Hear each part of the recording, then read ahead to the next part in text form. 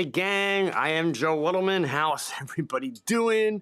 I apologize, of course, right when I clicked to go in, browsers went crazy.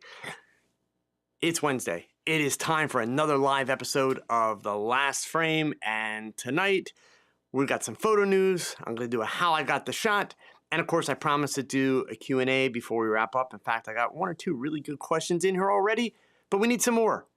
If you're here, how can I help you? How can we help you improve your photography, right? And by the way, if you're watching the replay chapters, remember that you can jump ahead. If you're watching live, you know the drill. Leave me a little message in the chat. Let me know who you are and where you are in the world. And of course, if you're watching the replay, go ahead and use the comments below. Leave a comment. Let me know you checked in.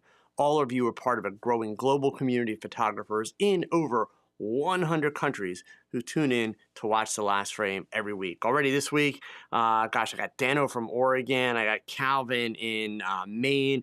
Alvin's here in Virginia. Let's see, Mark in North Carolina, Ty in New Jersey, Grant in LA, Robert down in New Mexico. And we got people coming in. Awesome. So remember, it would help a lot more people find out about The Last Frame if you could do me a solid, hit that thumbs up. The more thumbs up, the more YouTube recommends the show and the more people that find out about it, okay? So let's dig in, because there's some kind of fun stuff tonight, and I'm hoping, fingers crossed, I'm hoping that we can have some actual really productive conversations, one around one of the pieces of news that I have for all of you, because I'm going to kind of put a shot across the bow at many of you here, just to get you thinking, hopefully motivate you a little bit. But also there's one really good question that came in early, and hopefully we'll get a few more questions as things get going, right? So I'm going to switch my screen over here first off, and I want to share with you that the Travel Photographer of the Year, the 2022 winners, have been announced. Now, I have not in the past been familiar with this organization. They're going to be exhibiting them at the Royal Photographic Society as part of World Photography in Focus. So this is a British organization and a British-based competition, if you will. I believe it's open to photographers worldwide, but organizationally comes out of Great Britain. So I saw this on one of the photography blogs, just took a scroll through, and there's actually some great lessons to be learned for all of you in these images. And just because they are travel photographs, I want to be really clear that the images that are available to, or excuse me, the lessons that are available to us here, they apply to pretty much every genre of photography. So what I'm trying to say is all of you, number one, myself included, could stand to learn a thing or two from these images. And number two, wait until you see the ages and the gear that some of these photographers use. So the Travel Photographer of the Year this year is from Slovenia with honestly an incredible series of images of, you know, the rhino here, the volcano, just absolutely gorgeous stuff.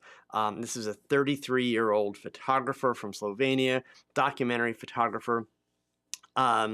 He's been shooting for 25 years, so started very young, okay? But check these out.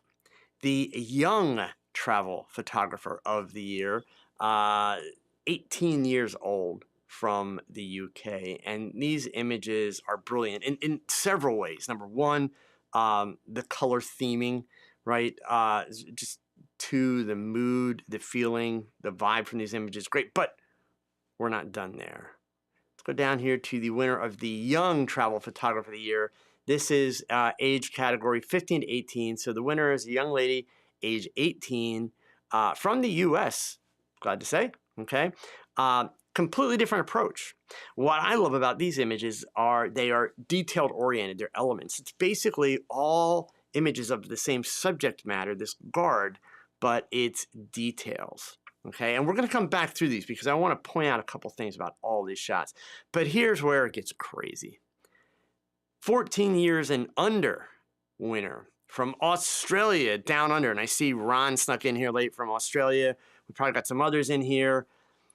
These 4 images are not only brilliant, they're shot with iPhones.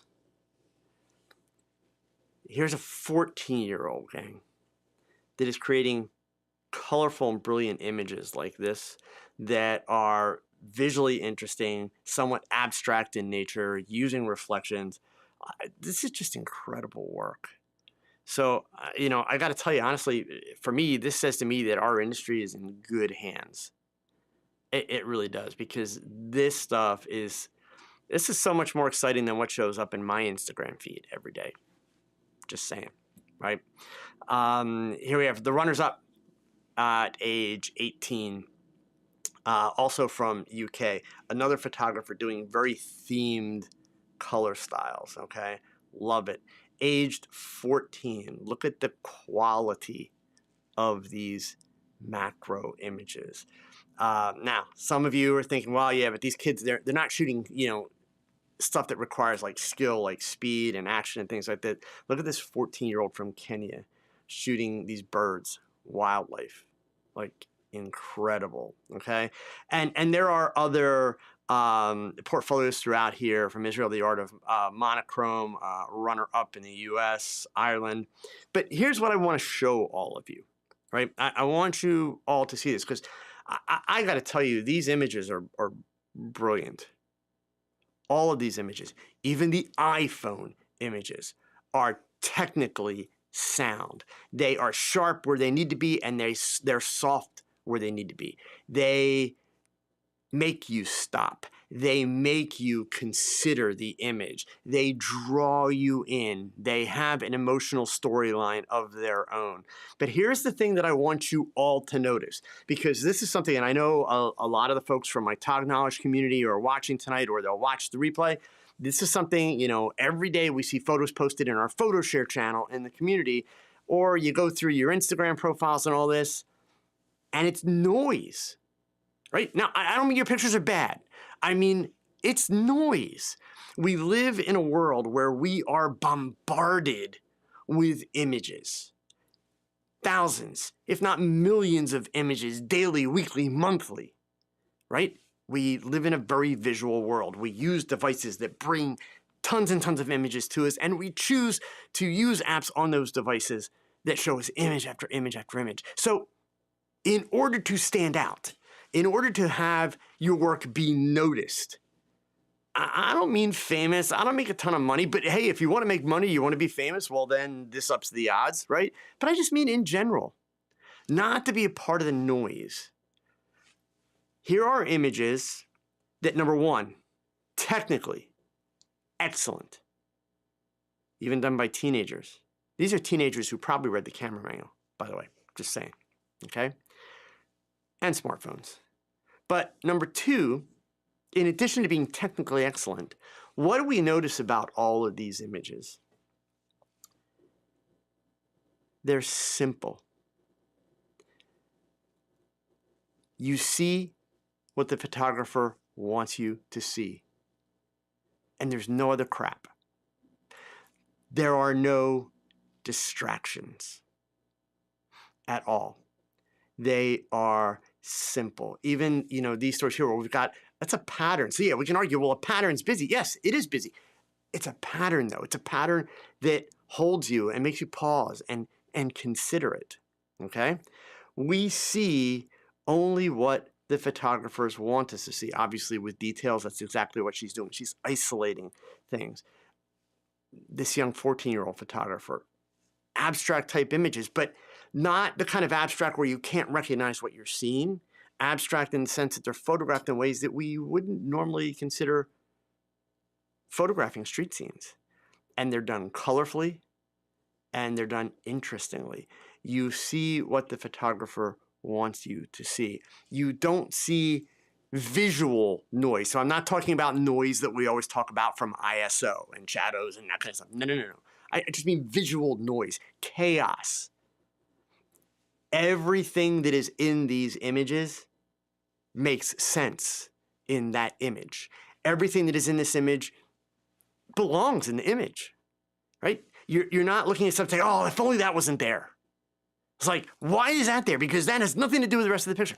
That is not the case in any of these images at all. None.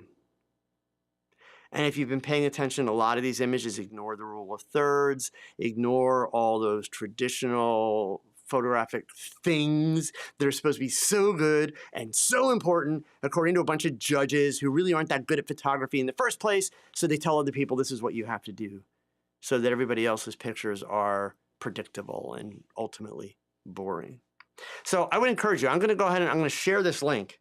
I would encourage all of you, spend some time on here and, don't just scroll through it and take a quick pass.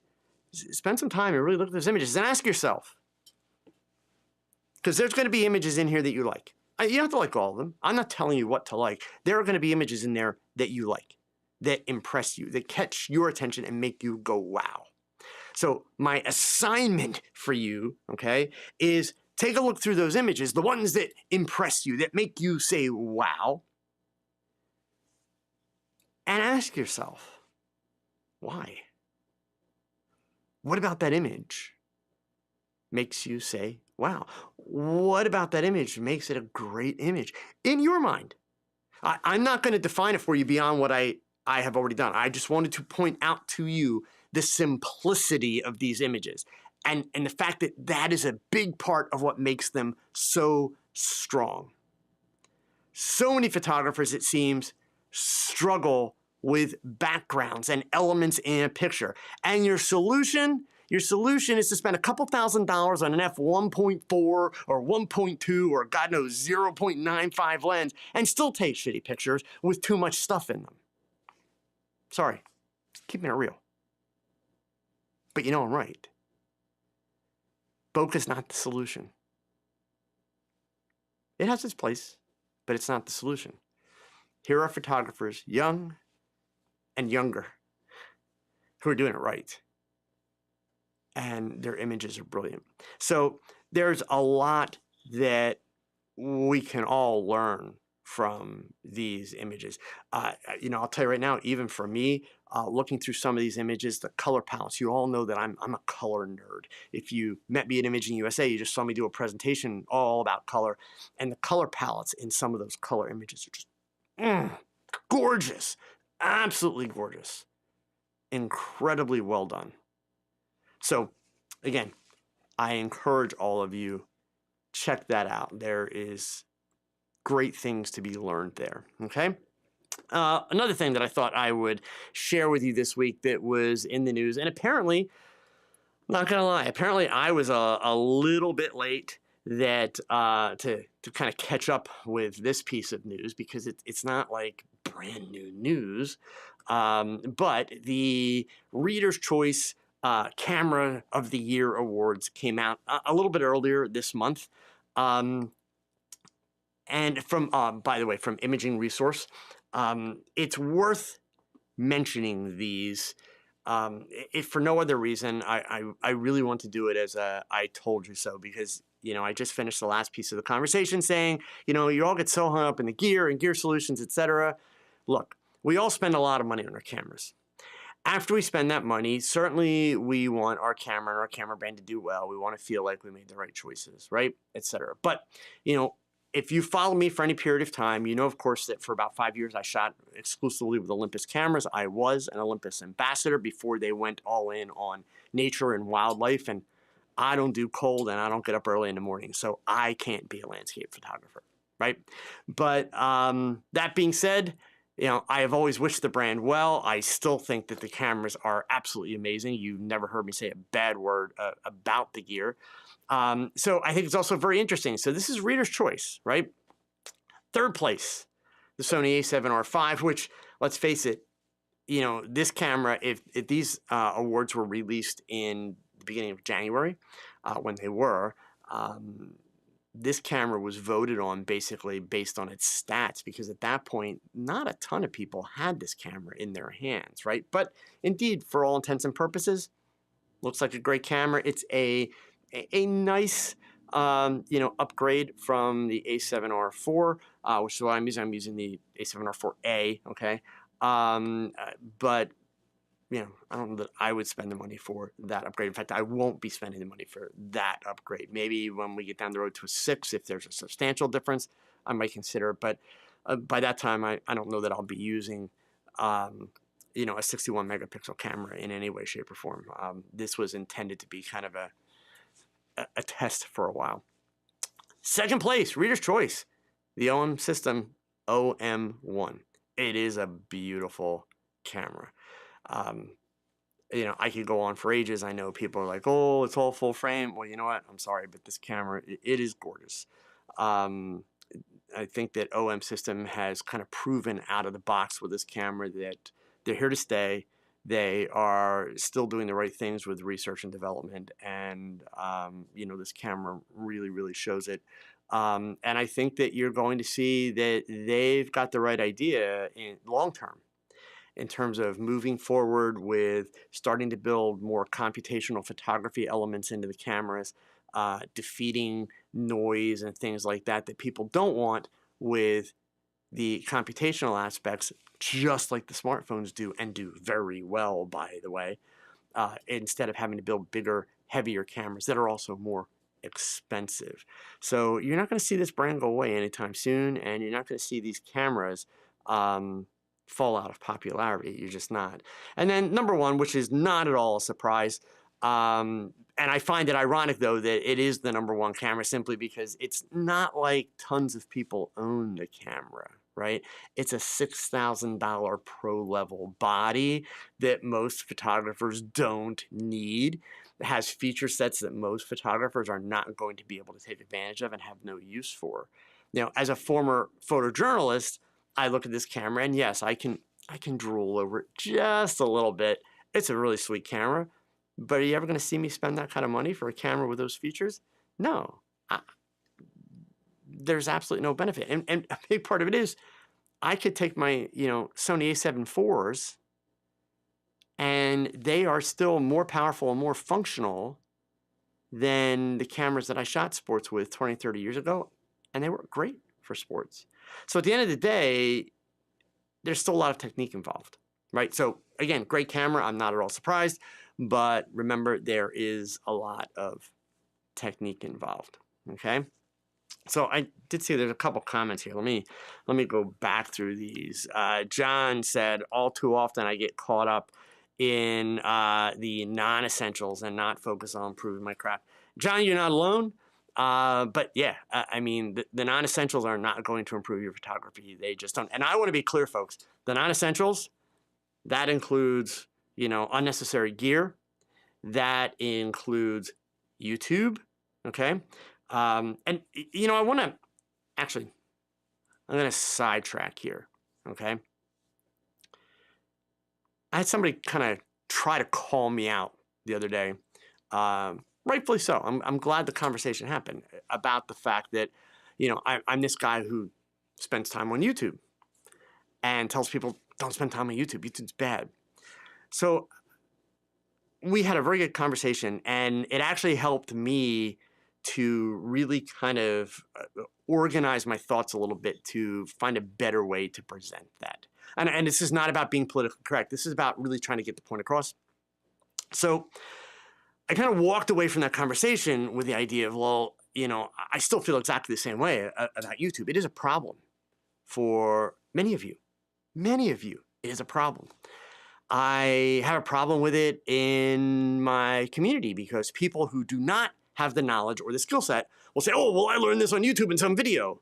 Well, that's great, but the problem of it is in the context that they're trying to share it with somebody, it's not helping because it's the wrong context, because they don't really understand that technique, but they saw it in a YouTube video. So they had this kind of bookish knowledge, if you will, but came from a video, and it's not actually helping someone. It's spreading misinformation, right?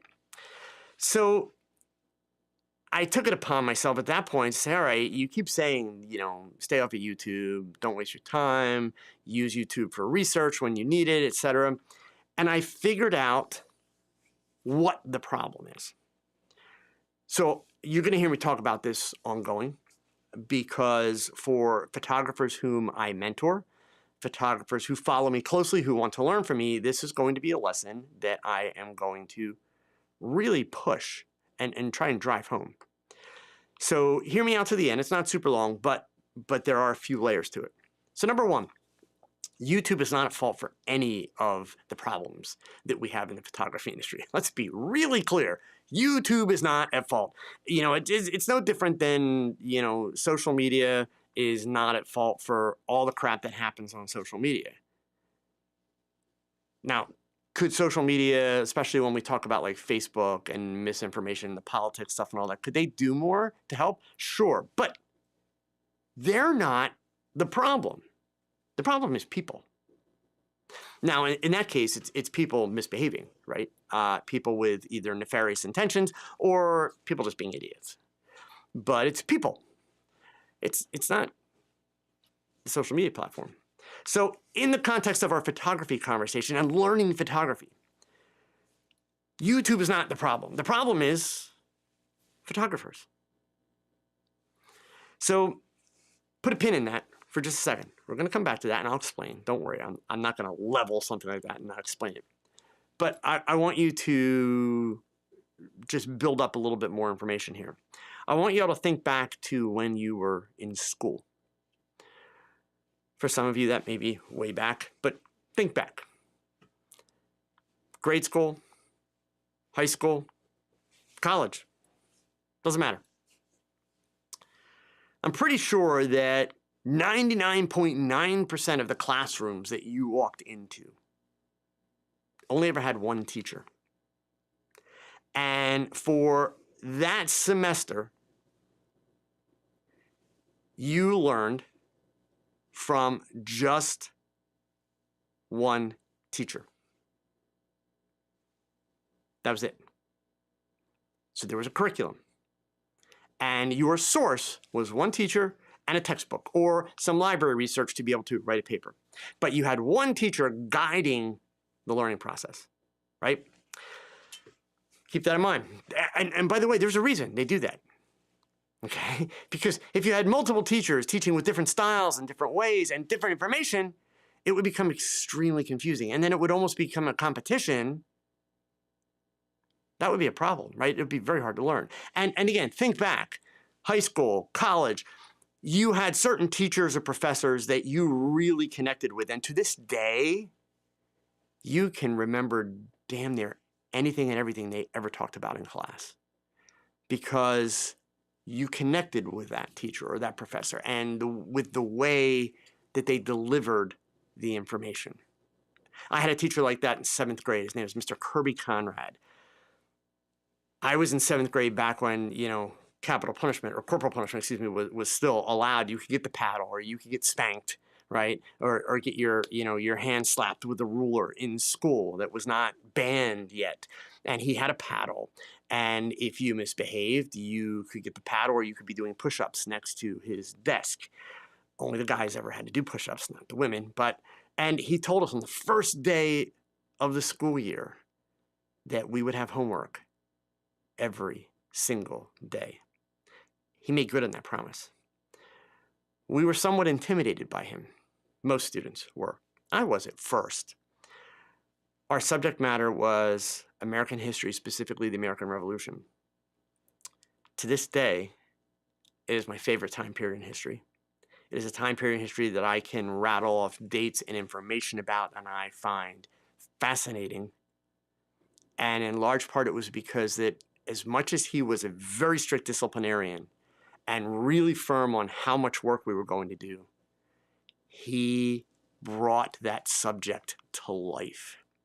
And he was passionate about it. So the way he talked about it, he brought us into that subject, right? So you had teachers that you really connected with, and then you had teachers that you didn't.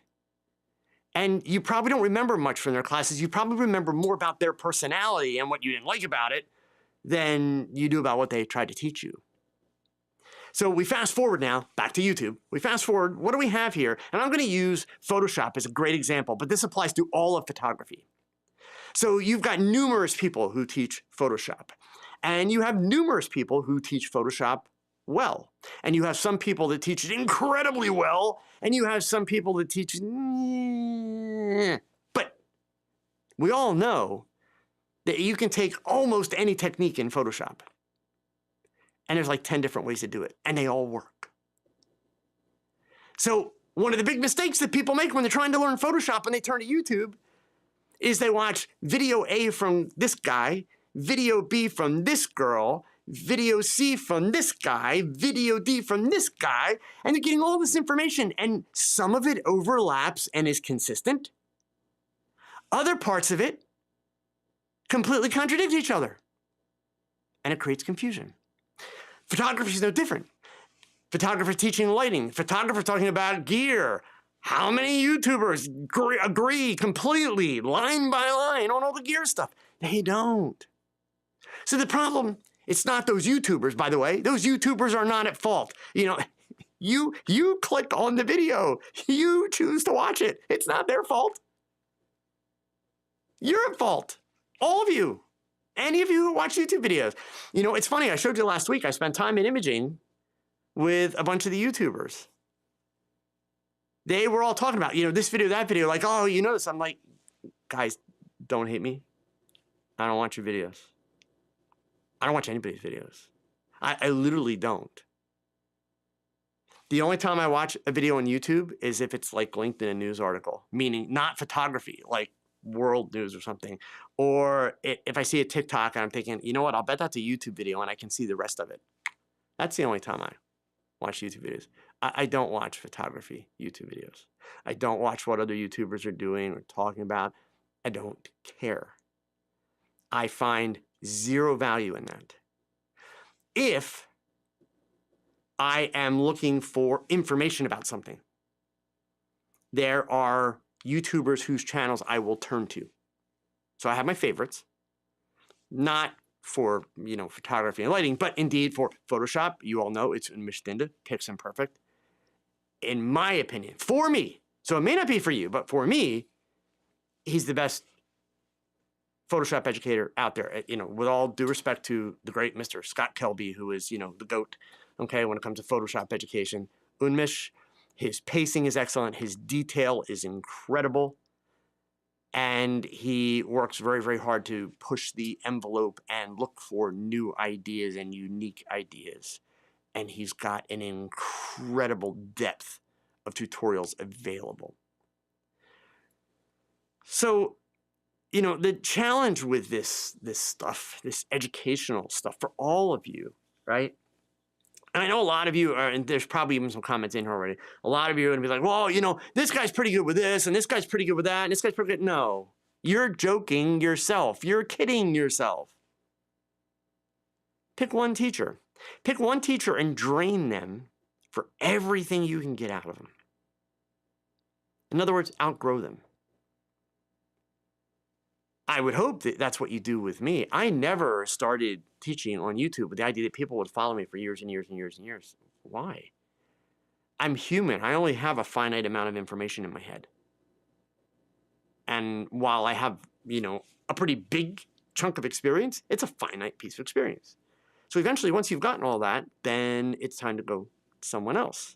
I mean, I am saying this with the thought process that all of you are intelligent enough that once you've learned something with a certain amount of depth, that's the key, it's the depth, not a 3-minute YouTube video, but the depth. So that requires maybe seeing a video or reading about it in a book or reading an article. More importantly then, picking up a camera and trying it and experimenting and doing it. Once you've done that, there comes a point where it may make more sense.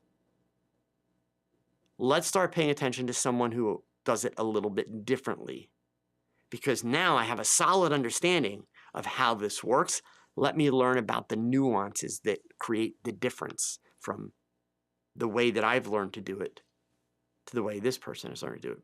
So that's why, just to be completely clear, number one, in my community, even on my YouTube channel, when somebody says, oh, I like the way such and such a person does this, I delete those comments. Some people think I'm a jerk for doing that. Some people think I'm insecure, not even slightly. It's my classroom. You don't have to do it my way. You don't have to take my word for it. I trust all of you to be intelligent. But I teach my curriculum. So I am not going to point people to other curriculum unless it is something that I don't talk about or teach. In other words, if I can't help you with it. But I will not encourage people to find information from multiple sources, because what happens is, and you've all done it, be honest with yourself, you've all done it. You'll watch 5 YouTubers to see whose answer you like the best, and that's the one you'll try. That's not necessarily helping you, because then the next time you have a question or you're stuck with something, you find a different YouTuber, and you're learning techniques that are going in completely different directions. Often you would have been able to solve the same problem with the last video that you watched if you would have actually put the thought into it and tried it before you went to YouTube. YouTube should always be a last resort when you're looking to learn photography. A last resort. Always. Your experience is first. So, going back to John's comment about, the non-essentials and not focusing on improving the craft. You can watch all the YouTube videos you want. You can learn everything you want. It's not going to make you a better photographer. It's just not. Until you pick up the camera and you put it to use. So anyway, I just thought I would share with that because, it's something that I've become very much more aware of. And I've got some ideas actually on how I can, one, not only communicate that better, but also kind of combat it a little bit to try to make sure that the information I'm providing is going to have a bigger impact. Believe me, I'm very well aware of the fact that I can't connect with everyone, and not everyone will connect with me. That's okay. But the people that do connect with me, while I appreciate you all, I do sincerely, I don't want people following me just because they think I'm cool or I'm interesting or whatever. I want to be able to have an impact and actually see people improve. So, short of me showing up at your house and saying, let's go, you're going to shoot today, it's hard to do that over the internet, right? All right, so let's see, scrolling on down here, Danny just commented, I really spend my attention on lighting techniques and gear in terms of how it can benefit my work and business. Yeah, and I mean, I'll tell you straight up, Danny, if that attention doesn't mean actually doing it, taking pictures, then you're still doing it wrong, okay? You need to be able to shooting. Yeah, Dan, I mean, I don't completely agree with you here, Dan, but I understand your point, and you're not that far off. Most photography videos on YouTube, he says, are either aimed at the very beginner or just to show off and sell. Not all, but most. And yeah, maybe. A lot of people would argue that my videos, my tutorials, not this stuff, my tutorials are pretty basic and kind of beginner. But yet those are all the techniques that I use every time I walk into a studio. I'll use them tomorrow when I walk in a studio to do a shoot because I'm doing a shoot tomorrow. It's like, no, they're not basic techniques. They're the techniques that a good photographer uses, and then they work very, very hard to put really interesting stuff in front of their camera. And that's exactly what I do. Okay. Let's see, Luis, I guess sometimes you get caught up in other aspects of photography, rules, gear, whatever, and not on the emotion or story a photo is supposed to give. Yeah, and I mean, yes, people do, Luis. I mean, hands down. But for a lot of photographers, it takes them forever, if ever, to get to the point where they realize it's more about what's in the frame than it is what you're doing with the camera and all that kind of stuff. It just simply is, right? I mean, another one of Joe's soapbox things, but I'm going to give you an example of bad habits that YouTube promotes. You guys have heard me talk before and joke around about, all the photographers that walk around with the camera held out here, especially mirrorless shooters, and they're shooting off of the EVF or the live view on the LCD, and we've finally reached the tipping point. And it's like, it's going to happen eventually.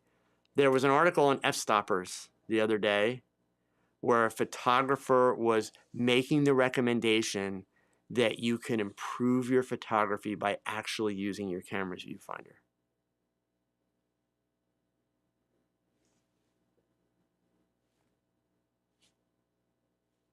That's a thing?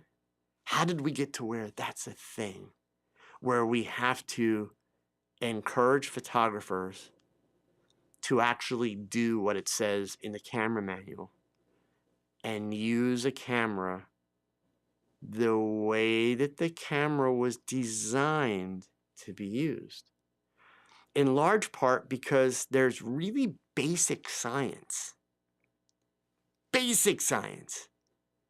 that confirms when you're holding the camera out here, your brain is getting so much more information, visual information, in addition to just that tiny little picture that you're looking at. Look at those images that won the Travel Photographer of the Year award. Aside from the smartphone photographer at age 14, who is still brilliant, I assure you every one of those photographers had that camera to their eye.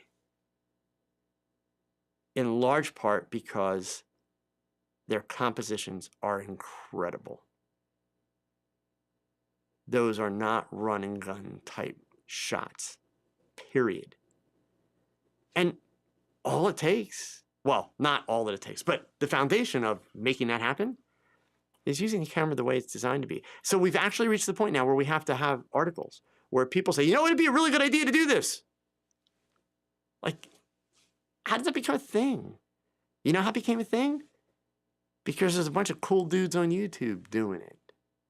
And so everybody else thinks it's cool and it's smart. I laugh every time I see it. You see them all over TikTok, you see them all over Instagram. All these, you know, photographers behind the scenes going around like, yeah, man, I'm some cool dude. And I laugh my ass off because they're, number one, they're hobbyists. Number two, their work sucks. It's not sharp. And I don't mean sharp in focus. I mean sharp, like it's got a pop. It's got a wow factor to it. They're the photographers that are doing the same crap that every other photographer on YouTube does. Xerox. All of you who are listening know what a Xerox is. A copy is never as good as the original. It's just not, right? So let's see, what else did I have here? I think I got all the old ones. Oh, wait, so CloudStrife. And CloudStrife, I don't know if you're still here. I'm hoping that you are because you dropped a really good question early on. So let me do this. I'll talk about my speaking stuff towards the end tonight, okay? He says his question here, let me pop it up on the screen. It's two-parter. He says, my question might be dumb. And by the way, look, dumb questions, don't worry about dumb questions, right? Ask the question. I'll tell you if it's dumb. Don't worry. Kidding, right? What is the proper way to incorporate foreground elements into a shot? Do they need to be in focus or can they be blurred? Yes, no, maybe, depends, kinda, sorta. Honest, that's the answer. But let me get part two, and then we'll drill down on that, all right? He went on to say the image would be printed if a third of it or more is blurred. Is that distracting from the subject? And CloudStrife, I asked you for some more information, like what exactly you're photographing, but I haven't seen his reply come back. So I'm going to keep my fingers crossed that he still gives me a reply. Basically, the answer is, CloudStrife, that it all depends on why. Why and what? Those two words, why and what. So why are you taking the shot? And then what are you trying to communicate with that picture? That's honestly, that's what's going to determine if it's good or bad to have a foreground object, and if it's good or bad if that foreground object is in focus or out of focus. There is no hard, fast rule. Certainly, you wouldn't want your foreground objects to be distracting.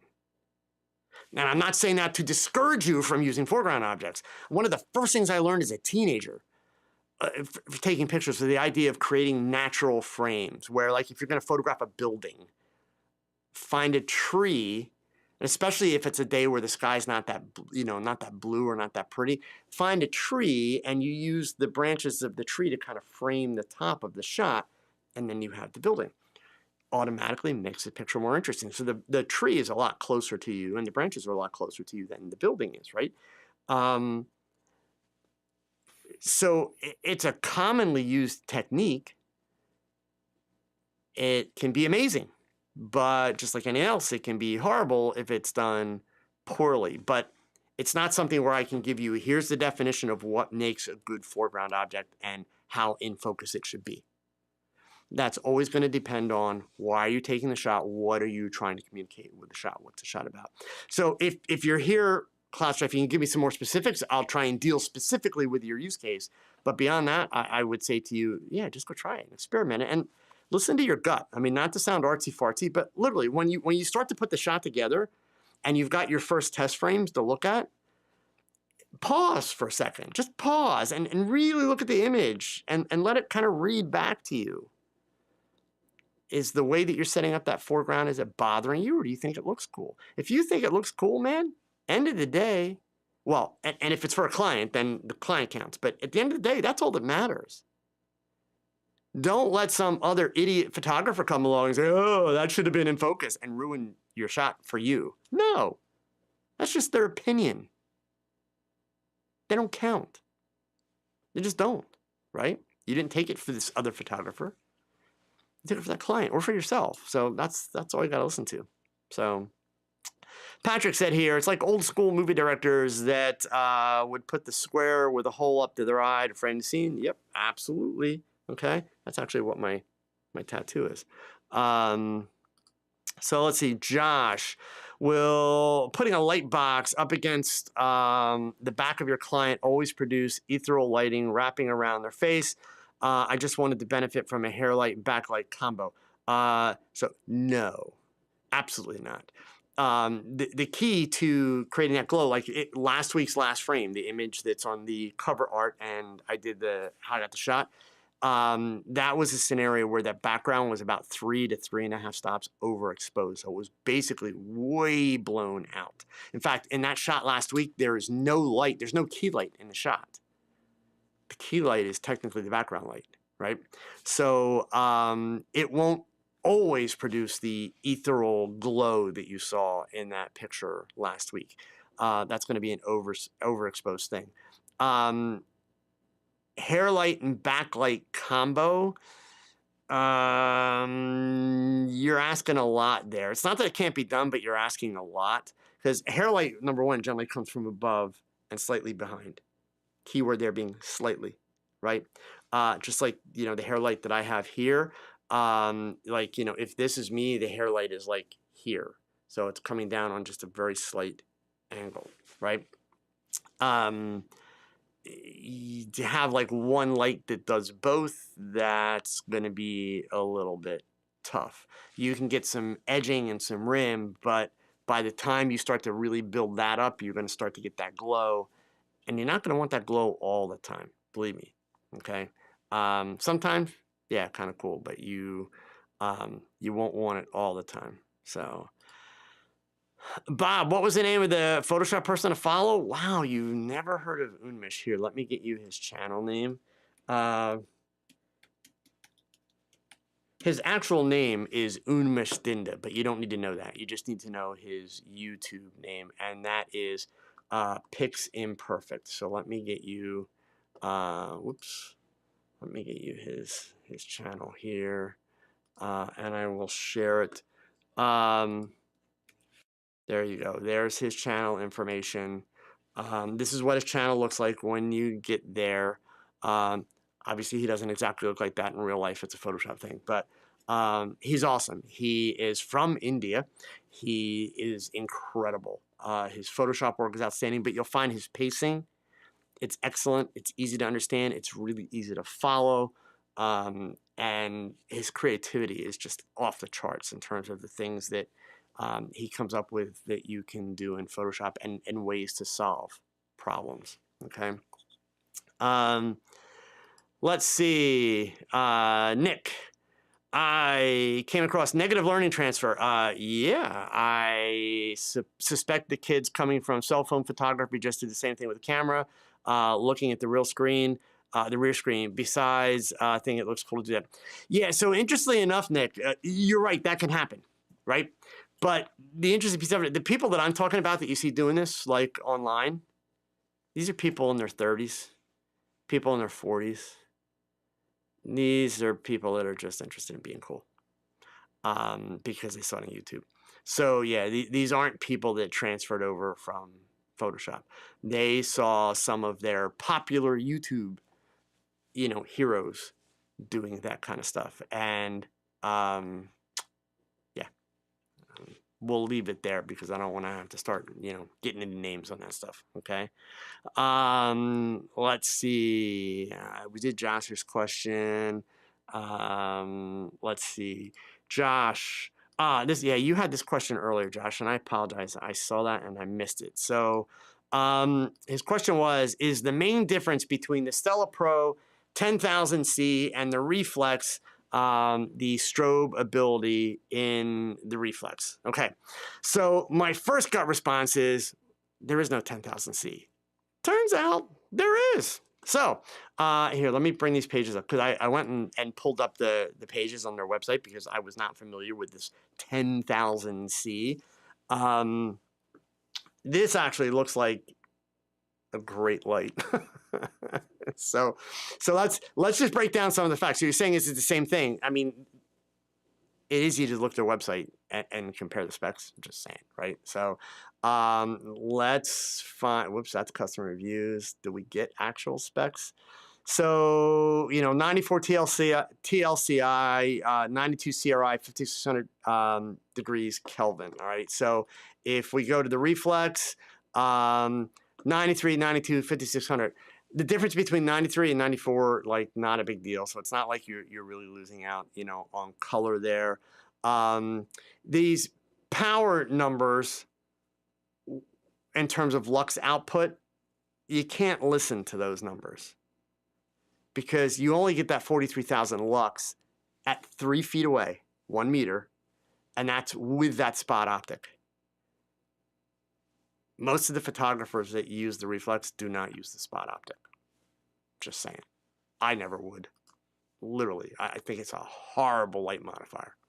That's just my opinion, right? Like the light, but so they're advertising here, 18,640 lux, which sounds amazing, but that's also only at 3 feet, right? And that's with a Fresnel head, which is similar to the spot optic. So what I really want to find, and I'm not sure if it's going to tell us. Okay, so 500 to 10,000 lumens. The Reflex, I believe, only goes up to 9,000. Yeah. So the Reflex, you can get it up to 9,000 if you're on a 100-watt power supply. So in other words, plugged in, etc. Okay. Art within, duh. He already said one flashes, one don't. And the fact of the matter is, that's not the question, right? Because there are more differences. So there's one of those like, oh, I'm a brilliant YouTuber because I listen to all these YouTube videos. Come on, man. How does that contribute? One flashes, one doesn't. What are we contributing there, right? Just saying.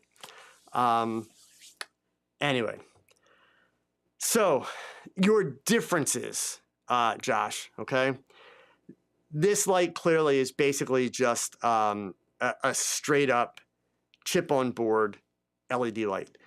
It looks, from what I'm seeing, super small. Like this is a light that I would buy. I'm not in the market. I don't need them. I have the CLX 10s and they're fine. But I love the fact that this is smaller.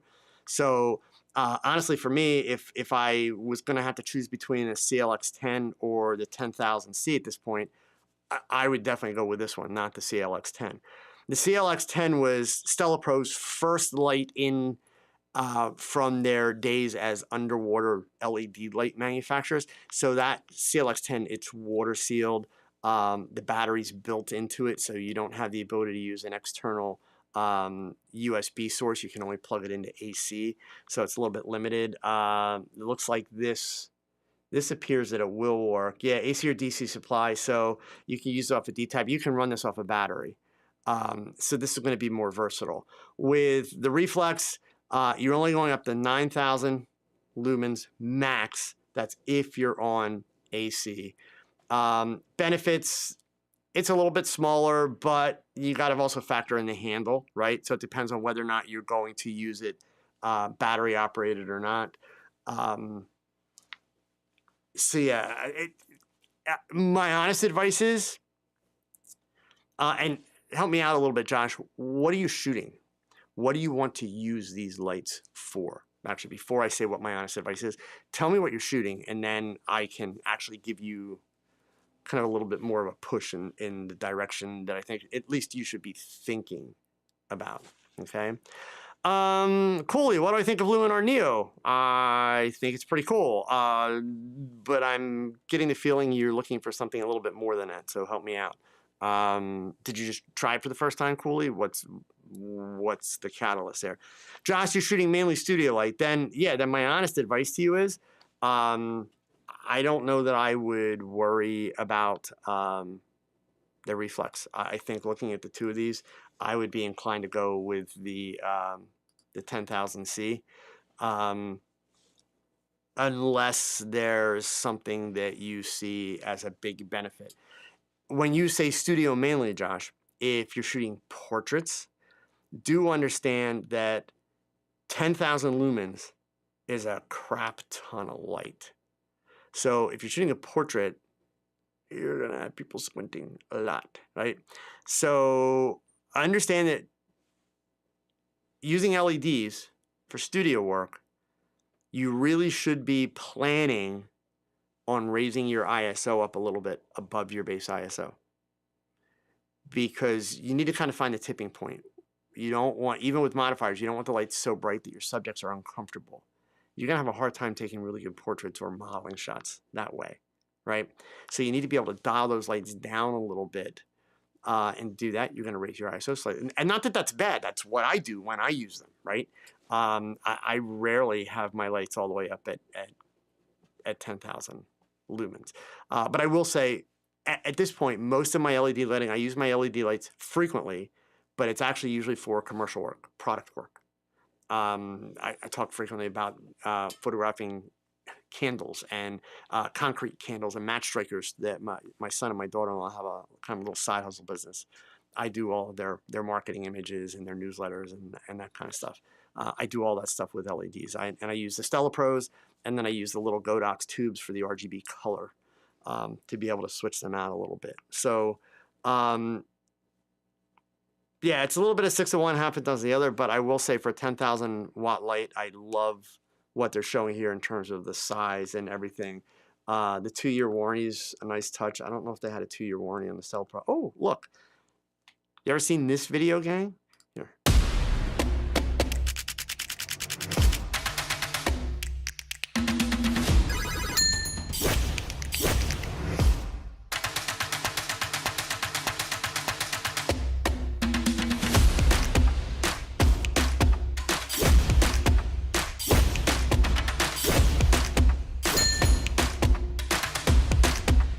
So anyway, Josh, you know that I'm giving it to you straight because they actually paid me to do that stuff for the reflex.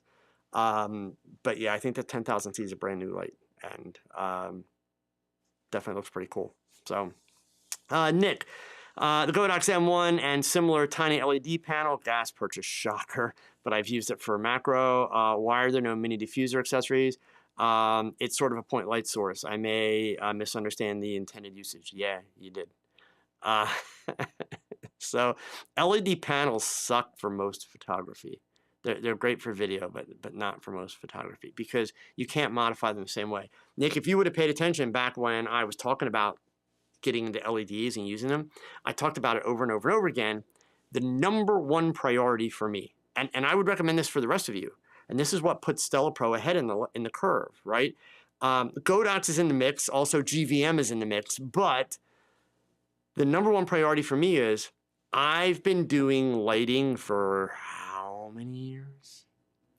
I don't want to have to rethink the way that I do lighting when I start using LEDs. Plus, I don't want to create a situation for me where I am so fluid with strobes that I now have to think one way for LEDs, another way for strobes because of the way the light spreads and because of the light quality.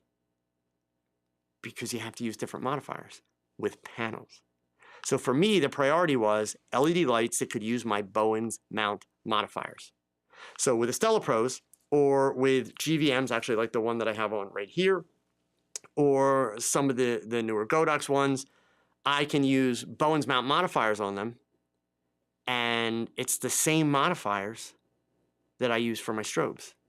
which means I'm getting the same light spread as I get when I'm working with my strobes. So my thought process in terms of where do I want to place my lights, how am I going to use them, etc., it's exactly the same. The only difference between the strobe and the LED is the power output, right? That's the only difference. So that's why panels are specialty use things, period. I see very little use in them, okay? So let's see here. Patrick, moved to a new city and finally have my own studio space to shoot some more of the images I want to get paid for. How would you recommend finding people to practice with when in a new city where you don't? Instagram, honestly. That's the easiest way to do it. If you're looking for models, Patrick, you're gonna do a hashtag search on Instagram for models, name of the city. Boom. And that's how you get from. That's how I find models when I travel across the country doing workshops and things like that. Depending on what country you're in, you can also look at websites like Model Mayhem, or if you're in Europe, Purple Port. My strong advice is don't use those websites because most of those models come with bad habit baggage. I don't get myself in trouble for that, but I stand by that. If they've done any amount of photo shoots, most of them have been with other amateur photographers, which means they've developed bad habits because those amateur photographers haven't taught them anything. They basically put them in front of the camera and said, okay, go, and just watched and took pictures, right? I don't want to deal with those bad habits. As a rule, Patrick, I try to not work with people who are modeling, like legit.